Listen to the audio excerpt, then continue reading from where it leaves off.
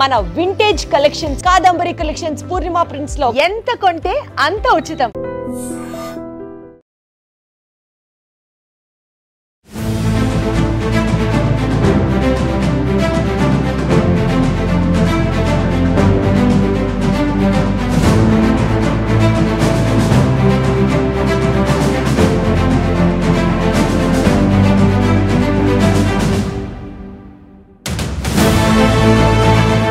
మనతో పాటు స్వాముల వారు ఉన్నారు. ఒక్కసారి మాట్లాడే ప్రయత్నం చేద్దాం. సార్, గతంలో కూడా ఇట్లనే గుళ్ళు గోపురాలు అన్నీ ఉన్నాయి, కానీ ఎప్పుడైనా సరే ఇట్లా గుళ్ళను కూల్చాలి అనేసి అంటే ఇట్లాంటి ఇన్సిడెంట్స్ అయితే చాలా తక్కువనే మనం.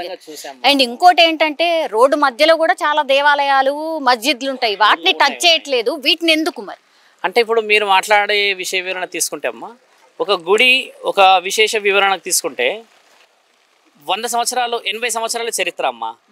మీరు అన్నట్టుగా ప్రభుత్వంకి మేము గౌరవార్థంగా ఒక విషయం ఏం చెప్తున్నామంటే, 2-3 సంవత్సరాల క్రితం వెలిసిన గుడులు, లేకపోతే దానికి ధూపదీప నైవేద్యాలు లేకుండా కొంతమంది అలా అరణ్యంగా చెత్తలో వదిలిపెట్టే గుడులు కొన్ని చాలా ఉన్నాయి. అలాగా అవుటర్ రింగ్ రోడ్ వేసినప్పుడు 100 గుడులు పోయినాయి. ఆ గుడులు ఇంకా ఎవరు పట్టించుకోవట్లేదు. నిన్నగాక మొన్న నేను చూశానమ్మా, దొందిగల్లో 3 గుడులు అలా ఉండిపోయి, ఒక్కళ్ళు కూడా ఏం లేదు. లారీ డ్రైవర్లు అక్కడ పక్కన కూర్చుంటారు, తింటారు, దానికి ఎక్కడ దిక్కు లేదు. కానీ భక్తులు ఇక్కడ 80 సంవత్సరాల నుంచి కోరుకొని ధూపదీప నైవేద్య కార్యక్రమాలు చేస్తున్న గుడిని వదులుకోకూడదమ్మా. ఎందుకంటే 80 సంవత్సరాల నుంచి ఎన్ని పుణ్య కార్యక్రమాలు అయితే అమ్మ అక్కడ ఉన్నది కాబట్టి, అమ్మకి గౌరవార్థంగా ఏంటంటే ఈరోజు 100 గజాల స్థలం అనేది కాదు, మనకి ఏ హక్కు ఉన్నదని భూమండలం మీద మానవ శరీరం మనం బతుకుతున్నామమ్మా. దేవాది దేవతలను కోరుకుంటాం, ఆరోగ్యం బాగాలేకపోతే మనకు ఉద్యోగం రావాలని కోరుకుంటాము, లేకపోతే ఇంకేదని ఏం కోరుకుంటాం? మనము దేవతలనే కోరుకుంటాము. మరి దేవతలని మనం ఆ పరిస్థితికి తీసుకొస్తే మరి ఎవరిని కోరుకోవాలి? ఎవరు రక్ష? ఈరోజు శ్రీహరికోటలో పోయి చూస్తే అక్కడ దేవాది దేవతలు ఉన్నారు. అక్కడ ఎక్కడెక్కడో రాకెట్ లాంచింగ్లు చేస్తే దేవాది దేవతలు ఎక్కడ ఉన్నారంటే, దేవత ఉన్నది కాబట్టే కదా ఈరోజు మనందరం ఈ విధముగా ఐక్యతని, ఐకమత్యాన్ని, సనాతన ధర్మాన్ని అని అడుగుతున్నాం. కాబట్టి మా సాధువులందరం కూడా మేము ఏమని ఆలోచన చేసుకొచ్చాం. ఇందాక వచ్చింది మాకు, వాళ్ళందరూ కూడా లైవ్లోకి వస్తున్నాం అని చెప్తే ఒక మాట ఏమన్నారు అంటే వాళ్ళు, స్వామి ఇప్పుడు తెలంగాణకి మీరు ఉన్నారు, అక్కడ మాట్లాడుతున్నారు, చేస్తున్నారు కదా, ఇప్పుడు మన అందరం కలిసి చేయాల్సిన పని ఏంటి అంటే, నేను ఒక మాట అడిగాను, స్వామి అక్కడ అమ్మవారిని ప్రతిష్టాపన కార్యక్రమాలు చేయాల్సినది ఒకటే మిగిలి ఉన్నది, ప్రభుత్వం నుంచి సానుకూలత తీసుకురావాలంటే సాధువులందరం ఏంటంటే గొడవలు చేసుకొని లాఠీ చార్జీలాగా చేసుకొని ఇలా ఇంత వయసు ఉన్న వాళ్ళందరికీ ఇబ్బందులు అయితే అమ్మ, ఆరోగ్యాలు ఇబ్బంది అవుతాయి. 4 రోజుల నుంచి వర్షం ఉండి ఈ రోజు నిన్ననే కొంచెం ఎండ ఉంది కాబట్టి ఏంటంటే ప్రకృతి కూడా పనులకి సహకరిస్తున్నదన్న ఆలోచనతో గుడిని కాపాడుకోవాలి. పెద్దమ్మ తల్లి యొక్క చరిత్ర 80 సంవత్సరాలమ్మ. అంతెందుకు తల్లి, హైదరాబాద్ సగం ప్రాంతం పెద్దమ్మ తల్లి జూబ్లీ హిల్స్ అంటేనే తెలుసు కదా, మహంకాళి ఉజ్జయిని మహంకాళి అంటే తెలుసు కదా. అలా ఈ ఇద్దరు పేర్లతోనే హైదరాబాద్ ఈరోజు సుపరిచితం. నిన్న కాక మొన్న బోనాల పండుగ పెద్దమ్మ తల్లిది అయింది. 4 వారాలు మనం ఎక్కడెక్కడో బోనాలు ఎందుకు చేసామంటే, ఇది ప్రపంచ ఖ్యాతిగాంచిన చరిత్ర అమ్మ మన తెలంగాణది. దేవీ దేవతలను ఇక్కడ పూజించినట్టుగా మనం ఎక్కడ పూజించము. ఇక్కడ చూడండి, శ్రావణ శుక్రవారాలు మొదలైతే మనందరం ముత్తైదులందరూ వాయినాలు ఇవ్వడానికి సిద్ధమవుతున్నారమ్మా. ఎందరో ఛానళ్ళలో వెయిటింగ్ చేస్తున్నారు, స్వామి శ్రావణ మాసం వచ్చింది, ఏం చేయాలి, ఎలా పోవాలి, మనం అందరూ కొన్ని సూచనలు ఇవ్వాలంటే 4 రోజుల నుంచి నేను అన్న మాట ఏంటంటే, ఒక మహాముత్తైదు పెద్దమ్మ తల్లికే ఈ రోజు పరిస్థితి ఏర్పడితే మరి మిగతా ముత్తైదులందరికీ ఏం వాయినాలు ఇవ్వాలి? కాబట్టి స్త్రీ శక్తి చాలా గొప్పదమ్మా, పరాశక్తి చాలా గొప్పది, ఆది పరాశక్తి చాలా గొప్పది. కాబట్టి పెద్దమ్మ తల్లికి న్యాయం జరిగేంత వరకు మనందరం కూడా సానుకూలంగా ప్రభుత్వాన్ని ఖచ్చితంగా అడిగి తెలుసుకోవాలి. వానర సేనకు సంబంధించిన కొందరు సాములు ఈరోజు అక్కడ లెటర్ పెట్టారు, నిన్న కూడా చాలా మంది లెటర్లు పెట్టారు. కాబట్టి ప్రభుత్వం ఖచ్చితంగా అమ్మ వాళ్ళందరినీ నిర్ణయాలుగా బలంగా తీసుకొని ఇక్కడ ఉన్న ఈ నమ్మకాలన్నీ గెలిపిస్తుంది. నేను ఎక్కడో మనిషిని, ఇక్కడ దాకా ఎందుకు వచ్చానంటే, అమ్మ పెద్దమ్మ అందరికీ అమ్మే. ఇప్పుడు మీరు మాకు అమ్మే, అక్కడ చూస్తున్న వాళ్ళందరూ మనకు అమ్మే. కాబట్టి మన ఆడబిడ్డకి అవమానం అనేది మనం తట్టుకోలేము. ఈరోజు మనందరం ఐక్యం కావాలి.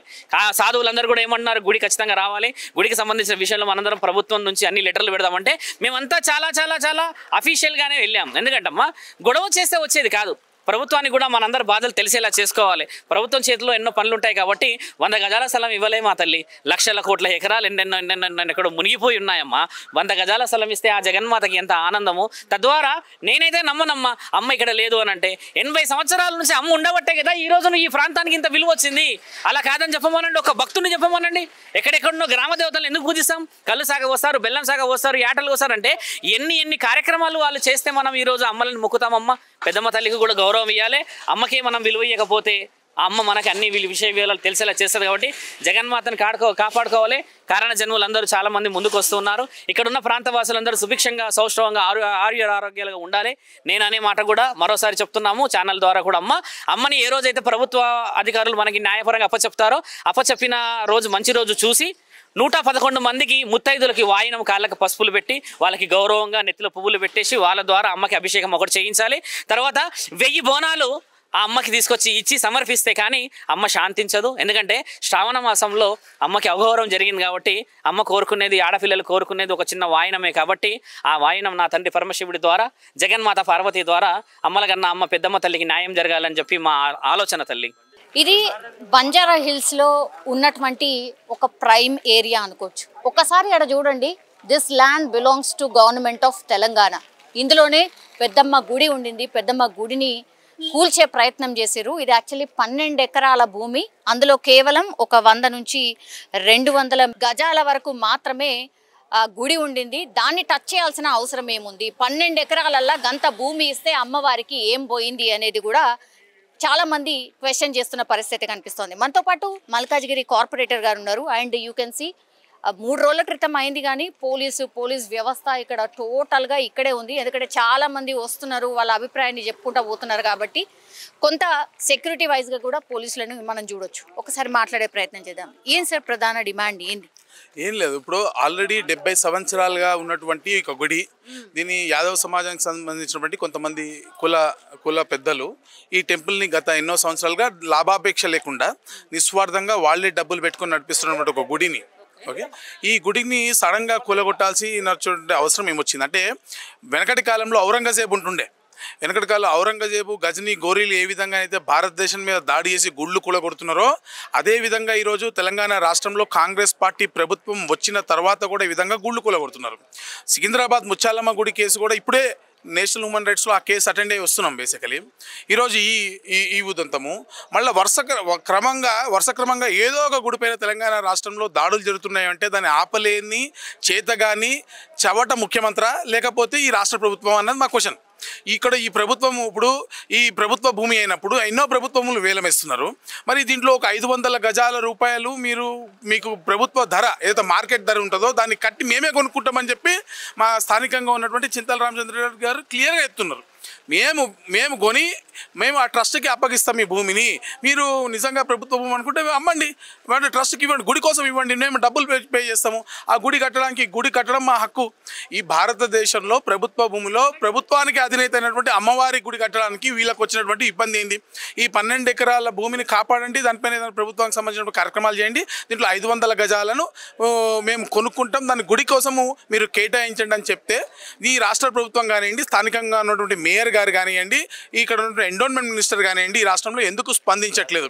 అంటే శ్రీరాముడి జననాన్ని కూడా ప్రశ్నిస్తూ సుప్రీంకోర్టులో అఫిడవిట్ వేసినటువంటి కాంగ్రెస్ పార్టీ అనాదిగా హిందువులపైన విషం చిమ్మడమే ఏకైక లక్ష్యంగా హిందువులపైన దాడి చేస్తుంది అనడానికి ఇది ఒక ప్రత్యక్ష నిదర్శనం. లోపలికి వెళ్ళి చూసిర్రా ఏముంది? ఉన్న గుడిని పూర్తిగా నేలమట్టం చేసినటువంటి పరిస్థితి ఉంది. నాకు ఒక విషయం అర్థమండి, అక్కడ ఒక మొత్తం ఓపెన్ ప్లేస్లో గుడిని కూలగొట్టిర్రు. దాన్ని పోయి చూడడానికి ఎందుకు నిరాకరిస్తారు? పోలీస్ ప్రభుత్వం ఇక్కడ ఆపి ఎందుకు పెద్దగా ఇక్కడ అంత హంగామా చేయాల్సిన అవసరం ఉంది? పోయి గుడి చూసుకొని వస్తారు అంతే. నేను అంటే ఇక్కడ ఏమన్నా ఇప్పటికిప్పుడు గుడి కట్టాల్సినటువంటి కట్టమని కూడా ఎవరు అంటలేరు కదా. రామచంద్రరెడ్డి గారు ఏమన్నారు? మీకు ప్రభుత్వ భూమికి ప్రభుత్వ ధర కట్టి మేము గుడి కట్టించి వాళ్ళకి అప్పగిస్తామని చెప్తా ఉన్నారు. ఇది సరసమైనటువంటి ఒక డిమాండ్, న్యాయమైనటువంటి ఒక డిమాండ్ని ప్రభుత్వం ఎందుకు పరిశీలిస్తలే అన్నది ఒక విషయం. ఆల్ రైట్, మనతో పాటు చింతల రామచంద్రారెడ్డి గారు ఉన్నారు. సార్ నమస్తే సార్. ఏమైంది ఏంటి? 70 సంవత్సరాల నుంచి పూజలు జరుగుతున్నటువంటి ఒక యాదవ కుటుంబం వాళ్ళు జరుపుకుంటున్నటువంటి ఆ దేవాలయము, అక్కడ దేవాలయం ఉందనేటటువంటిది మేమే కాదు యావత్ కాలనీ వాళ్ళు కూడా సర్టిఫై చేస్తున్నారు. కానీ కొందరు భూ ఆక్రమణదారులు ఎవరైతే ఇల్లు ఉన్నటువంటి వాళ్ళు ఆక్రమించుకుంటూ దేవాలయం అడ్డం వస్తుందనే ఆలోచనతోని ఆ యొక్క గుడిని కూలగొట్టడానికి వాళ్ళు రెవెన్యూ డిపార్ట్మెంట్కు హైదరాబాద్కు కంప్లైంట్ ఇచ్చారు. కానీ యాక్చువల్గా ఇది 12 ఎకరాల స్థలము, గవర్నమెంట్ స్థలం. ఇది ఇప్పటి నుంచి కాదు, మొదటి నుంచి కూడా. నేను ఎమ్మెల్యే ఉన్నప్పుడు కూడా ప్రభుత్వం మీద ఒత్తిడి తెచ్చి దాన్ని ప్రభుత్వ భూమి అంటే డిక్లేర్ చేయించి బోర్డులు కూడా పెట్టించాం. కాబట్టి మేము తప్పనిసరిగా ఒకటి ఏంటంటే ప్రభుత్వం మీద ఒత్తిడి తెస్తాము, ఆ గుడి మళ్ళీ నిర్మాణం చేసి ఇవ్వాలని. లేదంటే మార్కెట్ రేట్ ప్రకారం మాకు ఒక 500 గజాల స్థలం ఇవ్వండి, మేము గుడి నిర్మాణం చేసి ఆ యాదవ కుటుంబానికి హ్యాండ్ ఓవర్ చేస్తాం. మాది ఒక ఫైనల్ డిమాండ్ ఇది. ఓకే, ఎవరైనా రెస్పాండ్ అయ్యారా సార్? ఇప్పటి వరకు గవర్నమెంట్ తరఫు నుంచి మనకు దేవాదాయ శాఖ మంత్రి ఉన్నారు, ఎవరైనా కలెక్టర్ గారితో మాట్లాడాను. కలెక్టర్ గారు 2 రోజులు క్యాంపులో ఉన్నారు. వారు చెప్పారు ఏంటంటే మేము ఎండోన్మెంట్ డిపార్ట్మెంట్కి రాస్తాం, మీరు లెటర్ ఇస్తే వాళ్ళు అక్కడి నుంచి గిట్ట మాకు రిప్లై సరిగ్గా ఇస్తే మీకు హ్యాండ్ ఓవర్ చేస్తామని చెప్పన్నారు. సో అది కాకుండా కూడా మేము సీఎం గారిని కూడా కలుస్తాం తప్పనిసరిగా. కలిసి సీఎం గారితో సీఎం గారి మీద ఒత్తిడి తీసుకొచ్చి తప్పనిసరిగా ఈ స్థలము ఇక్కడ గుడి నిర్మాణం చేసి ఇచ్చేంత వరకు కూడా మేము ఊరుకోము. కానీ మేయర్ గారు, ఎమ్మెల్యే గారు మేము 50 గజాలు 100 గజాలు ఇచ్చి గుడి నిర్మాణం చేసి ఇస్తామని అంటున్నారు. అది కూడా వెల్కమ్ చేస్తున్నాం. అట్లా మేము వాళ్ళని స్వాగతిస్తాము, వాళ్ళ పాదాభి వందనం చేస్తాము, వాళ్ళ పాద ప్రక్షాళన చేస్తాము, వాళ్ళని పూలతో నడిపించి దేవాలయం దగ్గరికి తీసుకెళ్ళి వాళ్ళతో కొబ్బరికాయ కొట్టిస్తాం.